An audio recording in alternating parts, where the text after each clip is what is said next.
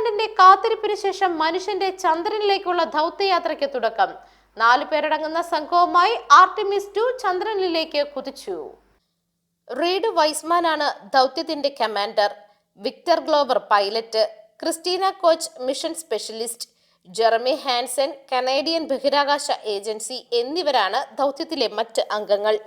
ചന്ദ്രനിലേക്കുള്ള യാത്രയിൽ പങ്കാളിയാകുന്ന ആദ്യ വനിതയെന്ന റെക്കോർഡ് ഈ ദൗത്യത്തിലൂടെ ക്രിസ്റ്റീന കോച്ച് സ്വന്തമാക്കും. മനുഷ്യരെ വഹിച്ചുകൊണ്ടുള്ള പേടകം 54 വർഷങ്ങൾക്ക് ശേഷം ആദ്യമായിട്ടാണ് ചന്ദ്രനിലേക്ക് പോകുന്നത്. 10 ദിവസത്തെ ദൗത്യത്തിനിടെ സംഘാംഗങ്ങൾ ചന്ദ്രനിൽ ഇറങ്ങില്ല. 4 ബഹിരാകാശ യാത്രികർ ചന്ദ്രനെ ചുറ്റി സഞ്ചരിച്ച് ഭൂമിയിലേക്ക് മടങ്ങുന്നതാണ് പദ്ധതി. ബഹിരാകാശ യാത്രയിലെ പുതിയ നാഴികക്കല്ലാണ് ഈ യാത്ര. വർഷങ്ങളുടെ പരീക്ഷണങ്ങൾക്ക് ശേഷമാണ് US ബഹിരാകാശ ഏജൻസിയായ നാസ മനുഷ്യരാശിയുടെ ഭാവി തന്നെ നിർണ്ണയിക്കുന്ന വിക്ഷേപണം നടത്തിയത്. ബഹിരാകാശ യാത്രയിലേക്കും ചന്ദ്രനിലേക്കും ചൊവ്വയിലേക്കുമുള്ള യാത്രയ്ക്കുമുള്ള ഒരുക്കം കൂടിയായിരിക്കും ഈ ദൗത്യമെന്നാണ് നാസ പറയുന്നത്.